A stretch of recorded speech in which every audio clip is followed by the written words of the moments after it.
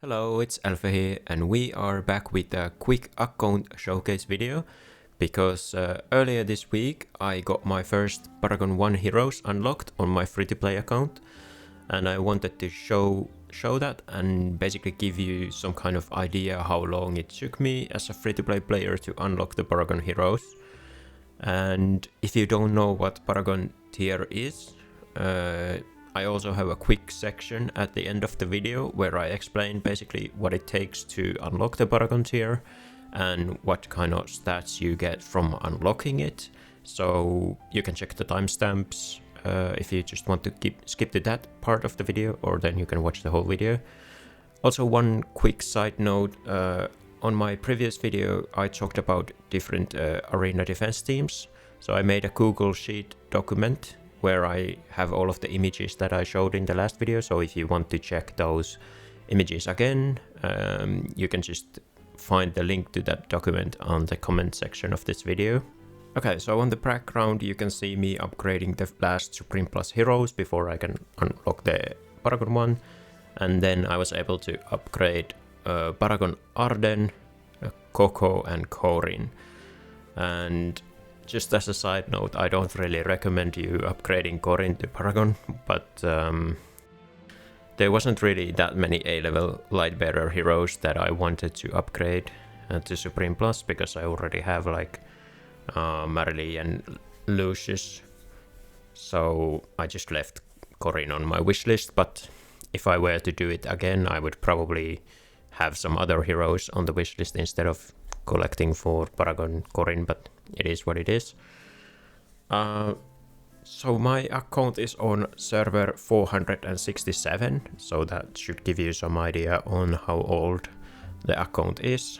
And my last account update was done about 25 days ago, so if we add that all together, I was able to upgrade these heroes to Paragon around day 155, so that's little over 5 months, so somewhere between 5 and 6 months I would say.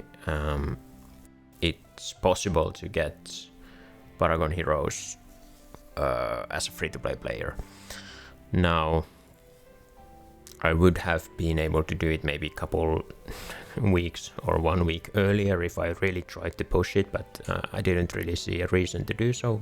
And of course it can take you a lot longer than that, because a lot of it is based on like your luck and some other factors, like how well you rank in different game modes. Okay, here is what the account looks like right now. This is from, I think, yesterday.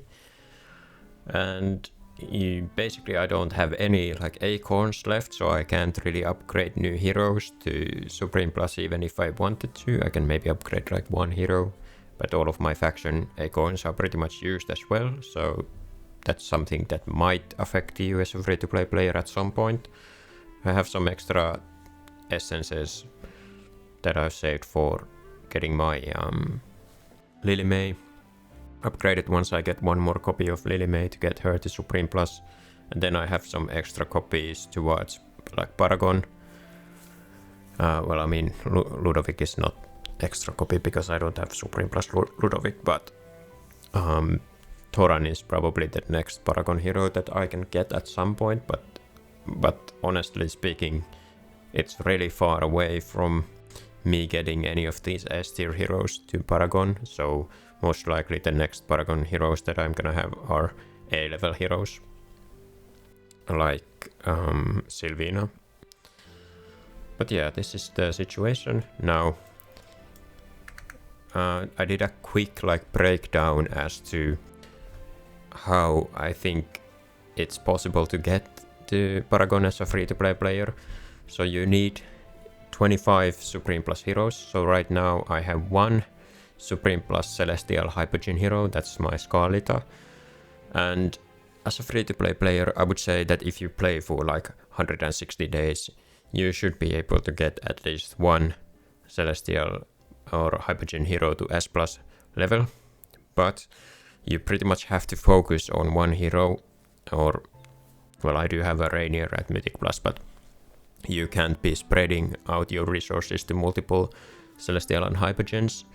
You have to focus on one, and then you can just obviously boost how quickly you get that one hero to Supreme Plus by having good luck with your summons, but I didn't really have a good luck with my Celestial and Hypergen summons.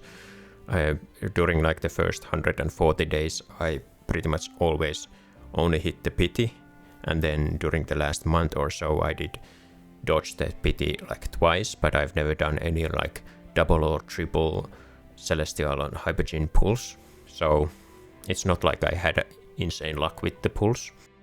And another thing that you can of course do is do all of the events that give you the stellar crystals, and then from the arena store you can also buy some stellar crystals every week if you want to boost how quickly you get your Celestial and Hypergen heroes. And one other thing that can help you is being in top guild. I was basically right from the start of the server, I joined the #1 guild on our server, so that helps you to get more guild medals, because like it lets you get more the guild chests every week, because it's based on like how well your guildmates are doing in different game modes. So you can get like over 100 chests if you're in a good guild every week. And then of course there are game modes like Guild Supremacy that gives some guild medals as well, and so then you can use those guild medals to buy extra copies of Celestial and Hypergen heroes. So over the 160 days that obviously adds up a little bit, like you can maybe squeeze in a couple extra copies with that help. Then I have 11 S+A tier heroes. So if you want to like kind of rush your Paragon progress, then you should get a lot of A tier heroes.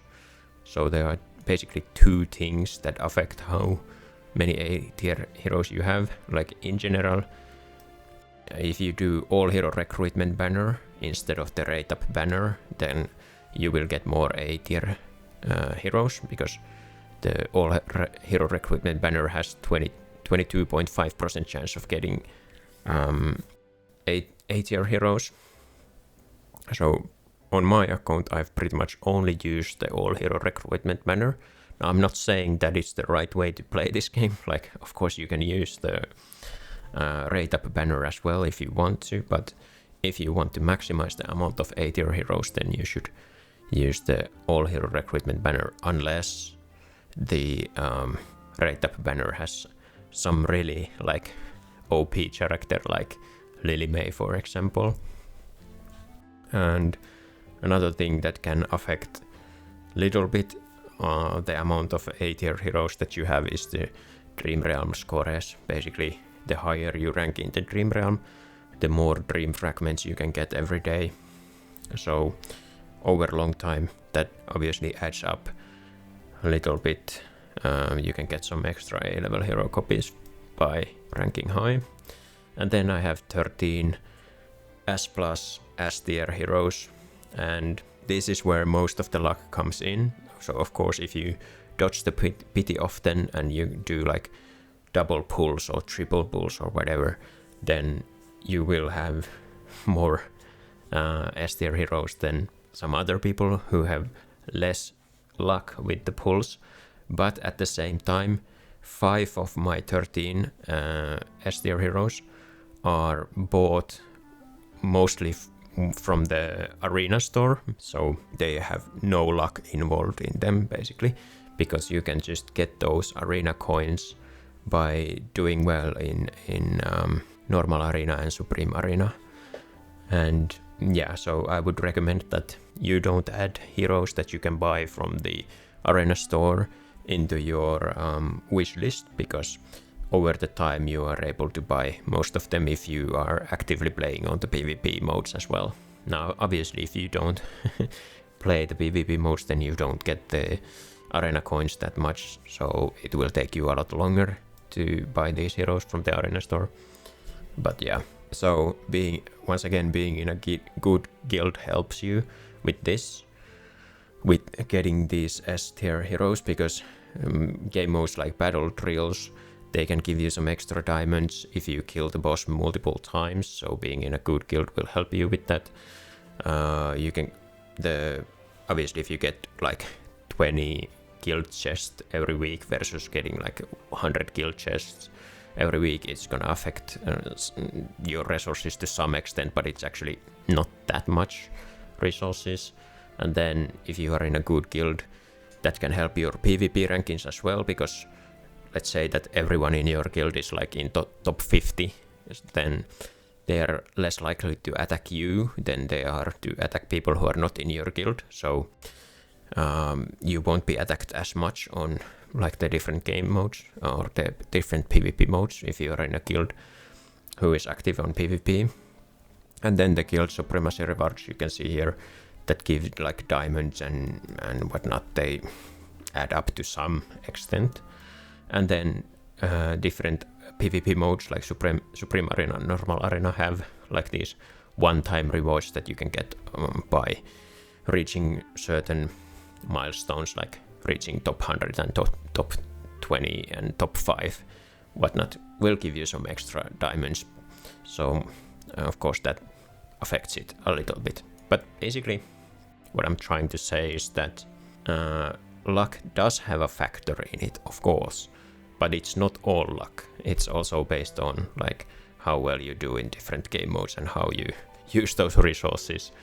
But ultimately, like I think the biggest luck factor is in what your server looks like how competitive server you have, because as a free-to-play player, if you joined on one of the earlier servers that have more people who have used money, of course it's a lot harder to rank on the different game modes than it is for me, because I'm on like a later server. So speaking of the rankings, just to kind of give you an idea what kind of rankings I have on my account. Right now on Supreme Arena I'm around rank 50. Now it's a little bit difficult.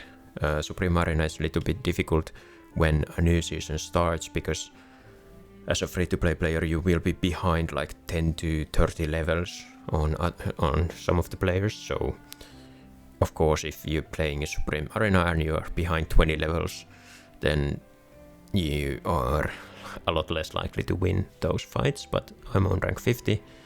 Honor Duel doesn't really give you that many rewards, but right now I'm on rank 1 because our district is not very active in Honor Duel. My AFK progress is around 690 level. I'm on top 20 in the normal arena. On Dream Realms I'm usually on top 50, and then on the district rankings I'm on top 100. And then our guild is around rank 2 or 3 on the guild supremacy, depending on the day. And then battle drills we were like rank 1 or 2. So yeah, that is kind of what you can, I guess, realistically achieve as a free-to-play player if you are very competitive and if you have a server that's not like full of whales, basically. So if you don't know what Paragon tier is, basically you can upgrade your characters to Paragon 1 once you obtain 25 heroes, Supreme Plus heroes. So you need to have 25 Supreme Plus heroes, and then you have the option to start upgrading your Supreme Plus heroes to Paragon 1. And you can see this option to upgrade to Paragon once you have 20 Supreme Plus heroes. Before you have 20 Supreme Plus heroes, you can't even see the option to upgrade to Paragon. And it will look something like this. And to upgrade from Supreme Plus to Paragon, if you are upgrading a level hero like Marily right here, you need 45 copies to upgrade it. And then if you're upgrading a S level hero to Paragon 1, you need 6 copies to upgrade that. And currently, at least right now, there are 4 Paragon levels. So first you have Paragon 1, that's what the frame for the Paragon 1 hero looks like. Then you have Paragon 2, Paragon 3, and then this is like what Paragon 4 frame looks like. And on the battlefield, they will have this crown icon next to their level, and then the number inside the crown obviously tells you if it's Paragon 1 or 4 or whatever. And then what does the Paragon tier actually give you? It doesn't unlock any new abilities or skills, and it gives you very small amount of basic stats, about 2.3%. I mean, you can see it right here. It's not a huge amount of like attack and HP and physical defense and whatnot. And these stats apply to all game modes. But the main thing that Paragon levels give you, or Paragon tiers give you, is PvP related stats. So there is something called rivalry stats, and here you can see what you get. So these include, and rivalry stats are only used when you are playing on Arena or Supreme Arena or PvPK modes like Crystal Clash, for example. These stats give you things like resilience is, for example, reduces the duration of most debuffs on the hero, and debuff focus like extends the duration of debuffs, and then you have some energy gain, so Paragon heroes will be able to use their ultimates a little bit faster, for example, and they have some damage reduction as well. So these are obviously helpful stats for PvPK modes, but for stuff like Dream Realm and AFK stage pushing, these are not as helpful. So if you're not interested in PvP modes, I don't think you should focus on upgrading your account towards Paragon heroes.